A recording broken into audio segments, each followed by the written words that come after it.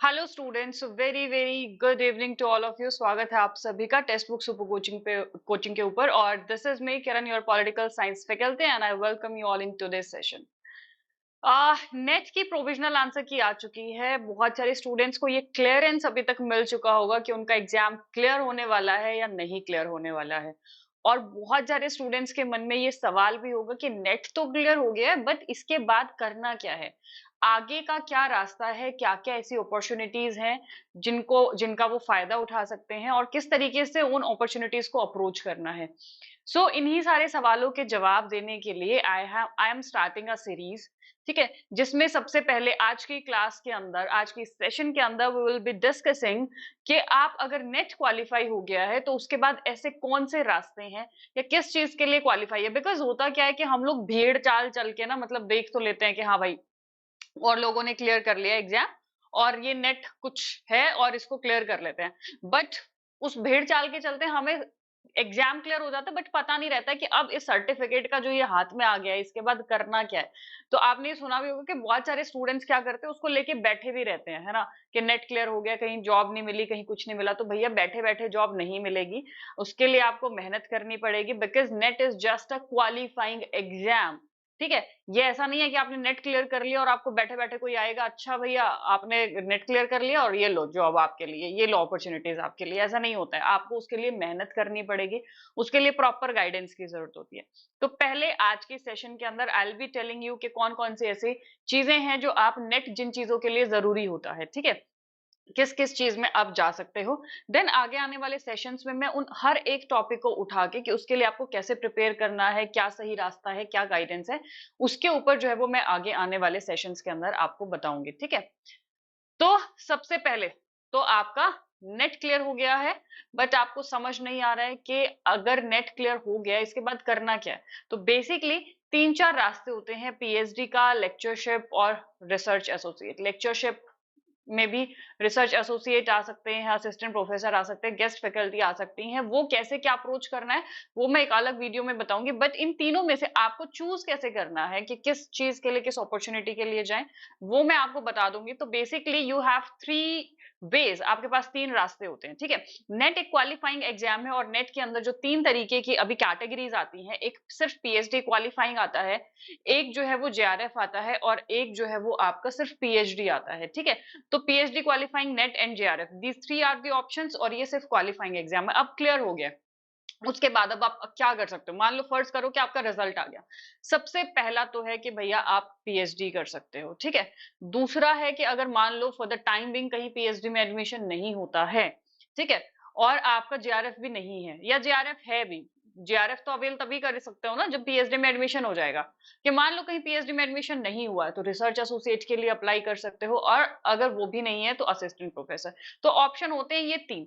अब एक एक करके बताती हूँ मैं इन तीनों को कि आप जो है वो किस तरीके से इसको अप्रोच कर सकते हो, क्या इसके बेनिफिट्स है। ठीक है, सबसे पहला है बेनिफिट्स ऑफ पीएचडी।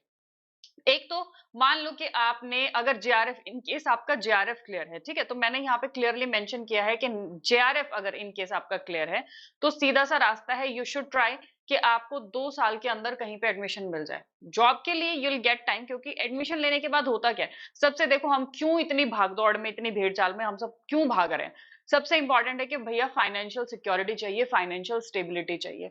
तो PhD gives you that financial stability for the time Bing. वो आपको अगर जेआरएफ क्लियर है तो वो 5 साल के लिए आपकी स्कॉलरशिप इंश्योर हो जाती है, एंड उस बीच आपको कुछ और नहीं सोचना पड़ता है। उस बीच आप पीएचडी के साथ में आप जो है वो अपने जॉब की प्रिपरेशन कर सकते हो, पीएससी कर सकते हो अपने रिसर्च के साथ में। तो ये तो अगर आपका जेआरएफ क्लियर है तो, ठीक है। और अगर मान लो कि सिर्फ नेट क्लियर है तो फिर क्या फायदा है।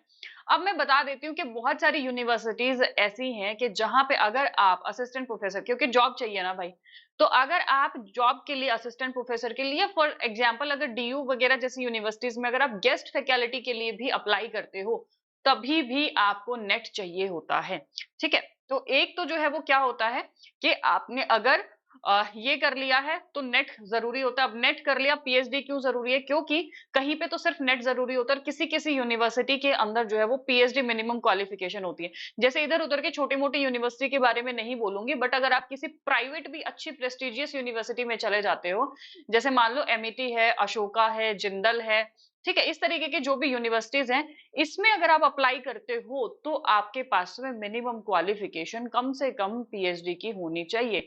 बिकॉज ये वाली यूनिवर्सिटीज के अंदर जो रिक्रूटमेंट होता है वो डायरेक्ट, ये प्राइवेट यूनिवर्सिटीज है, डायरेक्ट इंटरव्यू के बेसिस पे होता है। ठीक है, प्राइवेट यूनिवर्सिटीज में यहाँ पे कोई रिटन एग्जाम नहीं होता है।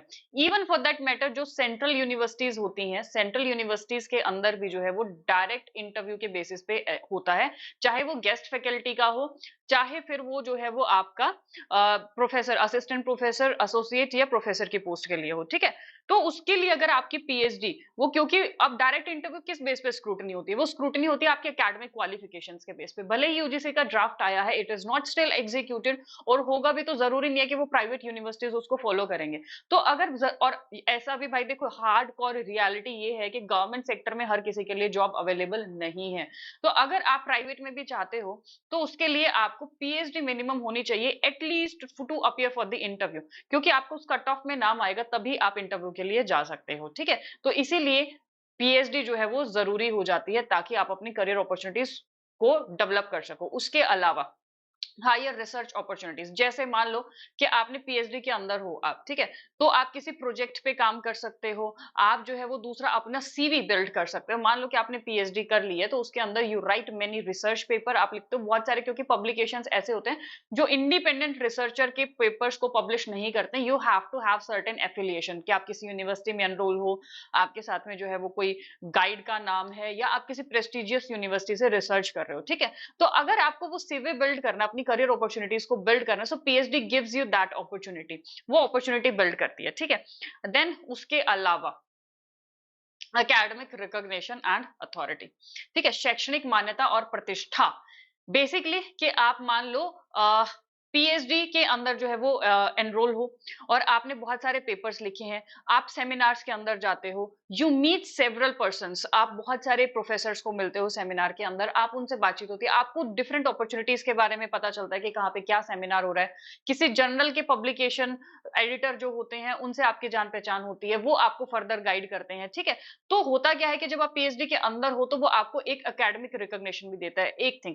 दूसरी बात ये है कि मान लो अगर आप असिस्टेंट प्रोफेसर किसी पीएससी एग्जाम से लग भी जाते हो तो भैया उसके अंदर भी प्रमोशन किसको नहीं चाहिए होता, सबको प्रमोशन चाहिए होता है। ठीक है, तो आप असिस्टेंट प्रोफेसर की पोस्ट पे तो रिक्रूट हो जाओगे, बट उसके बाद सैलरी इंक्रीमेंट चाहिए, प्रमोशन चाहिए, वो आपका पीएचडी के बगैर नहीं हो सकता। So for the time being, if you are not getting any job as assistant professor, permanent assistant professor, तो आपको पीएचडी में एनरोल जरूर हो जाना चाहिए, ताकि वो आपका एकेडमिक सीवी बिल्ड करती रहे, ताकि वो आपका रिसर्च बैकग्राउंड बिल्ड करता रहे। क्योंकि अगर आपके करियर में गैप आ जाता है तो वो किसी को पसंद नहीं आएगा, चाहे आप पब्लिक में जाओ चाहे आप प्राइवेट यूनिवर्सिटीज में जाओ।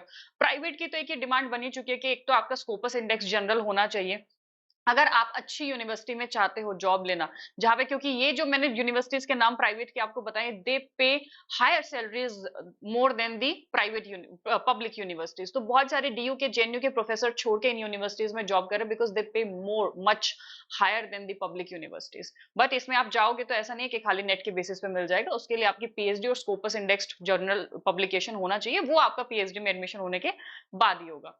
ठीक है, देन है उसके बाद में promotion and career advancement.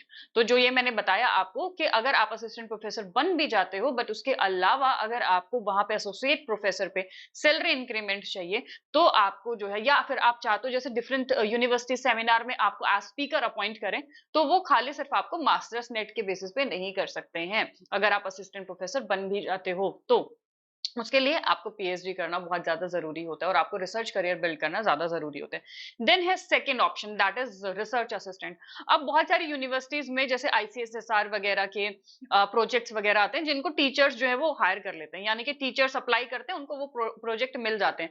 Usually वो उसके लिए कुछ 6 महीने 7 महीने के लिए कुछ रिसर्च असिस्टेंट जो होते हैं, रिसर्च असिस्टेंट या रिसर्च एसोसिएट, ठीक है, दोनों ही होते हैं। एक असिस्टेंट होते हैं, ये लोअर पोस्ट पे होते हैं, एक एसोसिएट होते हैं, ये बेसिकली असिस्टेंट फील्ड वगैरह का काम करते हैं। ठीक है, और थोड़ा बहुत रिपोर्ट वगैरह बनाने का काम करते हैं। तो मान लो किसी प्रोफेसर के अंदर, अब इसकी भी जो पोस्ट होती है वो डिफरेंट यूनिवर्सिटीज की वेबसाइट के ऊपर आती है। ठीक है, तो अलग अलग, जैसे सेंट्रल यूनिवर्सिटी है, जेएनयू यूनिवर्सिटी है, इनमें किसी भी डिपार्टमेंट में प्रोफेसर के अंदर अगर किसी का रिसर्च प्रोजेक्ट कोई आया हुआ है तो वो रिसर्च असिस्टेंट की पोस्ट निकालते हैं। उसके अलावा जैसे बहुत सारी नेहरू लाइब्रेरी है या आईसीएसएसआर खुद अपने अलग से प्रोजेक्ट्स जो है वो निकालता है, तो उनके अंदर भी, तो उसके लिए you have to check regularly the websites of different universities and this institutions, research institute जो भी होते हैं, ठीक है। तो अलग अलग रिसर्च इंस्टीट्यूट होते हैं, उनकी जो है वो आपको रेगुलर वेबसाइट चेक करते रहना पड़ेगा। ये ऑप्शन तब आपके लिए ज्यादा सही है जब मान लो कि आपका पीएचडी में एडमिशन नहीं होता है और आप जो है वो आपका बीच में गैप आ गया है, ठीक है। तो जैसे मैंने बोला कि अगर आपके करियर में गैप आ गया तो वो किसी को पसंद नहीं होता है, तो ये उस टाइम पीरियड के लिए है कि आप वहां पे जो है वो अप्लाई कर सकते हो। अब इसमें मान लो कि आप, क्योंकि जेआरएफ तभी अवेल करोगे जब पीएचडी में एडमिशन होगा। अब यहाँ पे कुछ मिनिमम 20-25,000 जो है वो पेमेंट भी मिलती है रिसर्च असिस्टेंट को, एसोसिएट को थोड़ी सी ज्यादा होती है, and that also varies according to the जो प्रोजेक्ट्स होते हैं, किस इंस्टीट्यूट के अंडर प्रोजेक्ट है उसके हिसाब से भी वेरी करता है थोड़ा। अब इसके फायदे क्या हैं? सबसे पहला तो देखो, अल्टीमेटली आप चाहे असिस्टेंट प्रोफेसर बन जाओ, चाहे आपने पीएचडी में एडमिशन लेना है, आपका जो है वो रिसर्च मेथोडोलॉजी पे होल्ड होना चाहिए, रिसर्च क्वालिटीज आपके अंदर होनी चाहिए, ठीक है। तो सबसे पहले तो अगर मान लो कि आप रिसर्च असिस्टेंट बन जाते हो, वहां पे रह के आपका सीवी बिल्ड होता है जब आप कहीं पीएचडी में एडमिशन लेने भी जाओगे, so that creates an impression कि भाई आपने बीच में खाली नहीं बैठे हो एंड आपने कहीं पे कुछ काम किया। इसके अलावा एक और चीज मैं बता दूं कि जो छोटे छोटे ऑनलाइन ब्लॉग्स होते हैं उन पे लिखना बहुत जरूरी होता है। ब्लॉग्स लिखो, कमेंट्रीज लिखो, ठीक है। तो उस पे जितना एक्टिव रहोगे, that shows your public appearance और पब्लिक प्रेजेंस को शो करता है, और कहीं ना कहीं वो आपके सीवी में, वो आपके पीएचडी इंटरव्यू में, वो आपके असिस्टेंट प्रोफेसर के इंटरव्यू में, that is going to help you. तो आपको पीएचडी के लिए ये रिसर्च असिस्टेंट एक तो फाइनेंशियल स्टेबिलिटी आपको देगा, दूसरा उसके अलावा आपको जो है वो रिसर्च के लिए प्रिपेयर करेगा, that could be a primary stage. दूसरा मेंटरशिप एंड एकेडमिक नेटवर्किंग होती है। अब हम सभी को पता है कि पीएचडी में एडमिशन हालांकि होता है आपके जो है वो कैपेबिलिटीज के बेस पे, जैसे मैंने खुद सीयूएच में, सीयू राज में 2 जगह का एंट्रेंस जो है वो मैंने दिया था, तीसरी कहीं जगह मैंने अप्लाई भी नहीं किया था, ठीक है। तो ये होता क्या है कि मान लो आप कहीं जाते हो, जैसे रिसर्च असिस्टेंट में हो, आप जाओगे, आप किसी दूसरी जगह पे मान लो रिसर्च करने जा रहे हो, फील्ड पे जा रहे हो, you will meet the professors and the assistant associate professors of that particular university, मिलोगे। उससे क्या होता है, एक गाइड नेटवर्किंग जो है वो आपकी बिल्ड होती है, एकेडमिक्स के अंदर लोग आपको जानने लग जाते हैं। एक है आपने नेट क्लियर किया और अपने आप को रूम में बंद कर लिया, तो भाई कौन आपको जानेगा। आप सेमिनार्स में जाओ, आप लोगों से मिलो, ठीक है। दूसरा, मान लो उसमें उस बीच में हो भी क्या सकता है, if you have prepared already your synopsis, आपने कच्चा पक्का कैसा भी प्रिपेयर कर लिया है, तो ये सेमिनार्स में जाने से, लोगों से मिलने से, आप बीच बीच में उनको अपना जो है वो उसको रिफाइन भी कर सकते हो, ठीक है। उसके टच में कि सर देखो मैंने इस टॉपिक पे बनाया है, एक बार प्लीज अगर आप देख लेंगे, अगर टाइम निकाल के, तो अगर अगर आप इस पे सजेशंस दे सकते हैं, तो वो क्या है कि आपको और अपने अगर साइनॉप्सिस को और फ्यूचर के लिए आप उसको रिफाइन करने में वो आपको हेल्प कर सकता है, ठीक है। तो और थर्ड चीज क्या होगी, स्टिपेंड, फाइनेंशियल सपोर्ट, तो ये आपको देगा ही for the timing, because you are not enrolled in PhD. तो वो बीच में जो खाली टाइम पीरियड है, खाली बैठने से अच्छा है कि आपका सीवी भी बिल्ड करो और आपको जो है कि financial for the timing support भी जरूर देगा, ठीक है। देन है third, that is benefits of assistant professor. अब भैया ये तो सबका अल्टीमेट सपना होता है कि असिस्टेंट प्रोफेसर हम लोगों ने बनना है, ठीक है। अब असिस्टेंट प्रोफेसर बनने के देयर आर 2 वेज, ठीक है। एक होता है डायरेक्ट इंटरव्यू, जैसे मान लो डीयू के कॉलेजेस हो गए, ठीक है। डीयू के कॉलेजेस होते हैं, अब उसके अंदर भी एक आती हैं परमानेंट आती हैं, एक आती है गेस्ट की। अब इसमें आप इसका प्रॉपर प्रोसीजर क्या होता है, ये मैं आपको एक अलग वीडियो बनाऊंगी, how to get job after NET exam, qualifying NET exam, ठीक है। उसमें मैं सारी वेबसाइट्स आपको बताऊंगी, सारे तरीके मैं आपको बताऊंगी। बट अभी बात करते हैं कि इसके बेनिफिट्स क्या है असिस्टेंट प्रोफेसर बनने के। तो देखो, एक तो असिस्टेंट प्रोफेसर डायरेक्ट इंटरव्यू में होता है। अब अगर आप डायरेक्ट इंटरव्यू के लिए जाओगे, तो भैया सबसे पहला तो यहाँ पे एक तो नेटवर्किंग तो है ही है, मैं इस हार्डकोर रियलिटी को बिल्कुल मना नहीं कर रही डायरेक्ट इंटरव्यू के केसेस में, ठीक है। दैट इज, स्टूडेंट्स को लगता है कि वो बहुत ज्यादा इजी है, बट जिसकी नेटवर्किंग नहीं है वो उसके लिए बहुत ज्यादा मुश्किल है।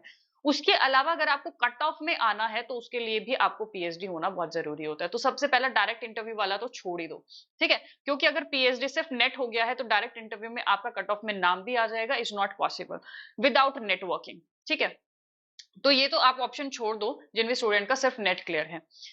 थर्ड, इसके अंदर ही सेकंड ऑप्शन है पीएससी एग्जाम। अब पीएससी एग्जाम्स क्या होते हैं, पब्लिक सर्विस कमीशन के जो एग्जाम होते हैं, जैसे हरियाणा पब्लिक सर्विस कमीशन का हो गया, अभी यूपी का जो है वो चेंज हो गया है, यूपीएससी का पैटर्न चेंज हो गया है, जिसके अंदर अभी आपकी हरियाणा के बेसिस पे ही पहले ऑब्जेक्टिव होगा, फिर सब्जेक्टिव होगा, फिर उसके बाद में इंटरव्यू होगा, ठीक है। सेम जो है वो राजस्थान के अंदर भी पैटर्न जो है वो फॉलो किया गया था। पहले एक पेपर हुआ जनरल पेपर जो कि क्वालिफाइंग था, जिसमें जीके भी आई थी, देन सब्जेक्टिव हुआ था, देन उसके बाद में इंटरव्यू हुआ था, ठीक है। जेके पीएससी आता है, है। तो ये अब इसमें जो है वो आप क्या कर सकते हो कि मान लो अब पीएससी एग्जाम जरूरी नहीं है कि भैया आपने अभी नेट क्लियर कर लिया है और नेट क्लियर करते ही कहीं ना कहीं की आप पीएससी एग्जाम की पोस्ट आई हुई है और पहली बार में आपका क्लियर भी हो जाएगा। मैं इसके लिए एक सजेशन दूंगी आप लोगों को कि मान लो आप जो है वो आपका अगर हो गया है क्लियर तो you better prepare for PhD. आप पहले पीएचडी के लिए प्रिपेयर करो, पीएचडी में एडमिशन ले लो। ठीक है, एडमिशन लेने के बाद में अब क्योंकि देखो भैया जब तक पीएचडी कंप्लीट नहीं होगी तब तक तो आपको डायरेक्ट इंटरव्यू के बेस पे कहीं पे रिक्रूटमेंट या कट ऑफ में नाम भी आ जाएगा। और जब तक 3-4 अच्छे पब्लिकेशन ना हो तो वो भी भूल जाओ कि कट ऑफ में नाम आएगा, वो so forget about it. Second option है पीएससी, तो better you take admission in PhD along with that you prepare, क्योंकि साथ के साथ आपका सीवी तो बिल्ड होता रहेगा। अब आप बोलोगे कि मैम जब पीएससी निकालना है तो पीएचडी में इतनी मेहनत क्यों करें। भैया अगर मान लो कि पीएससी एग्जाम्स के थ्रू पब्लिक सर्विस कमीशन के जो एग्जाम होते हैं जो एंट्रेंस बेस्ड होते हैं, ठीक है, इन एंट्रेंस बेस्ड एग्जाम के थ्रू आप असिस्टेंट प्रोफेसर लग भी जाते हो। ठीक है, तो भैया क्या आपको प्रमोशन नहीं चाहिएगी? प्रमोशन तो सबको चाहिए होती है। ठीक है, तो उस प्रमोशन के लिए फिर भी आपको अपना प्रोबेशन पीरियड कंप्लीट करके 2 साल का सेबेटिकल लीव लेके आपको पीएचडी करनी पड़ेगी। So why to let it, इस टाइम को यूटिलाइज करो, पीएचडी में एडमिशन ले लो। ठीक है, उसके साथ ही कहीं के भी पीएससी एग्जाम की बहुत हर स्टेट के आते हैं, अभी यूपी में आने वाले हैं, बिहार के अंदर आने वाले हैं। ठीक है, अभी हरियाणा का हुआ था, उससे पहले राजस्थान का हुआ था, एमपी का हुआ था। ठीक है, एमपी का एग्जाम, एमपी में भी असिस्टेंट प्रोफेसर का एग्जाम हुआ था। तो बेटर आपका इनका सिलेबस मोर और लेस सिर्फ 19-21 डिफरेंस होता है, बट मोर और लेस सेम होता है। So my suggestion is you take admission in PhD and then उसके बाद में आप पीएससी एग्जाम के लिए प्रिपेयर करो। ठीक है, साथ के साथ अपनी प्रिपरेशन करते चलो, साथ के साथ अपने सब्जेक्ट पे होल्ड लेके चलो। ठीक है, अब उससे होगा क्या कि आपका टाइम भी वेस्ट नहीं हो रहा है, पीएचडी में एडमिशन लेने से चाहे नॉन नेट हो उनको भी थोड़ा बहुत फाइनेंशियल सपोर्ट जरूर मिलता है। तो आप जो है आपका साथ के साथ वो भी होता रहेगा और साथ के साथ आप जॉब के लिए भी प्रिपेयर करते रहो, ताकि वो जो बीच में कम से कम 3 साल मिनिमम टाइम पीरियड होता है, मैक्सिमम टाइम पीरियड 5 साल का होता है।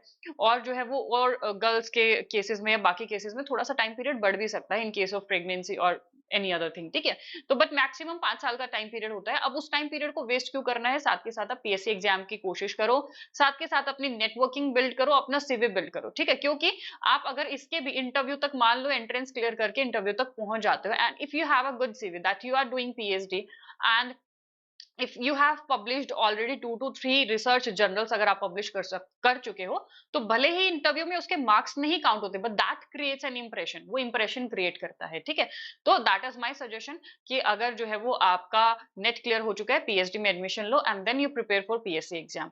अब जो है वो पीएससी एग्जाम के लिए हाउ टू प्रिपेयर कैसे करना है, तो उसके लिए एंट्रेंस होता है, एंट्रेंस के लिए आपको प्रिपेयर करना पड़ेगा पीएससी एग्जाम के लिए। तो जो भी स्टूडेंट्स जिनका नेट क्लियर हो चुका है and they want to prepare for PSC exam along with PhD, तो आपको पीएचडी मेंटरशिप सेशन भी इसके अंदर जो है वो दिए जाएंगे, कैसे पीएचडी में एडमिशन लेना है। इसमें प्रॉपर टेस्ट सीरीज और सारे ये जो राजस्थान का हो गया, मध्य प्रदेश का हो गया, जम्मू कश्मीर का, एचपीएससी हरियाणा, उत्तर प्रदेश, वेस्ट बंगाल, बिहार का भी आएगा, यूपी का भी आएगा, तो हर जगह के पीएससी एग्जाम्स की प्रिपरेशन आपको कराई जाती है।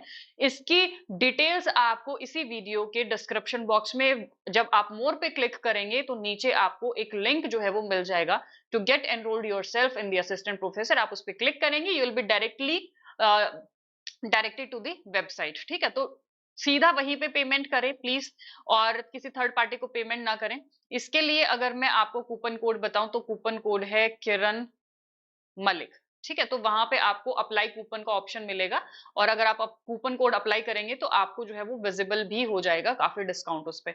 वहीं अगर जिन स्टूडेंट्स का नेट भी नहीं हुआ है और चाह रहे हैं नेट क्लियर करना और इन अपॉर्चुनिटीज का फायदा उठाना, तो वो जो है वो foundation 2.0 batch has been started, ये स्टार्ट हो चुका है। इसका भी लिंक आपको डिस्क्रिप्शन बॉक्स में मिल जाएगा। कूपन कोड जो है वो सेम रहेगा, दैट इज किरण मलिक।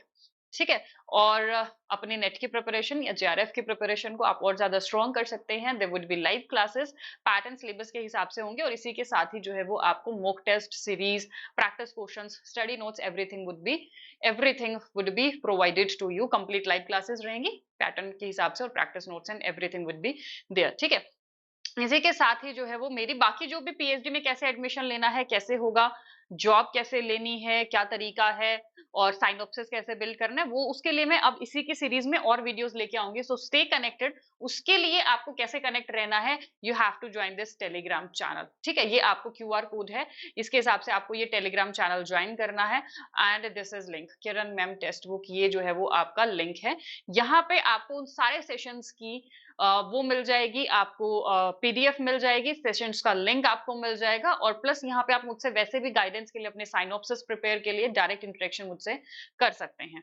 ठीक है, सो ये मेरी यूट्यूब क्लासेस की जो है वो टाइमिंग रहेगी 5 बजे ट्यूसडे, थर्सडे, सैटरडे, एंड 7 बजे इन्हीं 3 दिन ट्यूसडे, थर्सडे, सैटरडे को ऐप के ऊपर होती है master class. So that was it students, and for your future guidance, for your career guidance, stay tuned with the test book, because I'm coming with different sessions: how to get admission in PhD, how to prepare your synopsis, how to prepare yourself for interview, how to get job. तो उसके लिए please join Telegram and stay tuned with the test book. Thank you so much students, and best of luck for your future endeavors.